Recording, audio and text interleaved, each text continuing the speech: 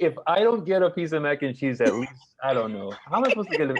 You know what? You've been talking about it. I will send you a pre-stamped envelope. I gotta get this the world famous mac and cheese that you cannot say no to.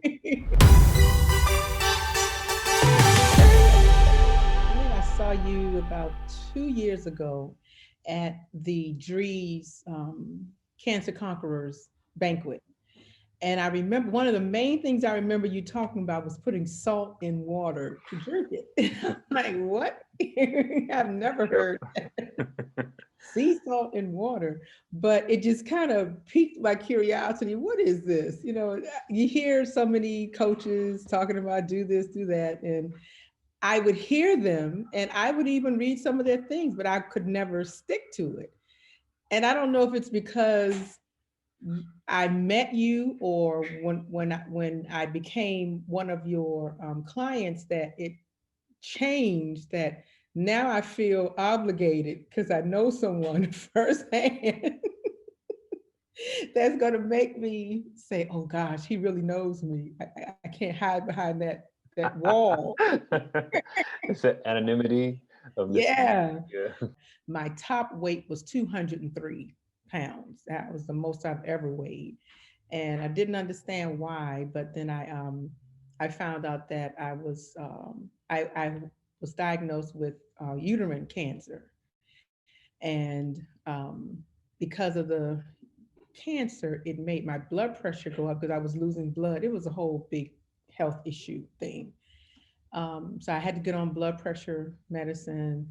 And, after all of that was over with, and by the way, I went to the doctor Monday past, the CT scan results were negative for cancer. Praise God. Yes, yes.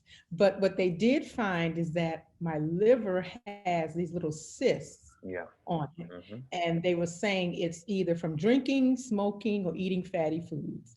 I don't drink, I don't smoke. So I kind of know what it There is. you go. And you know you love that mac and cheese. Oh my gosh. After meeting you and having gone through chemo and all that, I just decided I need to change my way of eating forever. It's not just a temporary thing, it's forever. So that's what made me like link up to you. And when I heard you on our last banquet and you were all the information, it was a lot of information, but it still stuck out to me with this salt in this water. And I'm like, what is this? And then the DGV, and it was just exciting to get the information. So having to be, I guess, like I said, accountable to you personally, it's like, okay, now I really got to do it. And I can say when I took my weight this morning, I was a little bit more than a couple days ago, but I'm not 203 again. I'm 181.1 this morning, I think. What do you think the hardest part is about lifestyle change? To know in my mind, I have to, how am I trying to say it? The good way of eating is going to be the norm, which right now it's what I do 10% of the time. I eat bad 90% of the time. So now I've got to make that change. I think it's going to be hard, but because I'm determined to do it, and now getting that report from the doctor and I want to live, I know I'm going to do it. I think it's going to be a challenge, but it's a challenge that I'm willing to take. So my next question is, what would you tell somebody who's interested? Like you hear somebody say, "Oh, I've tried the keto diet, but blah blah blah." What would you say to them? I would say to them, stick to it. Just keep telling yourself it's gonna work. Because it's a lifestyle change. It's healthy. You want to live, so you got to do the best you can with what you got. You can only do what you can do. You can't do any more. And if this is what you can do, which is to clean your body and fill it with clean stuff and keep it that way, then we only have one life. I used to have an ache in my left hip. And when I started losing the weight, I started noticing I didn't have that ache as much.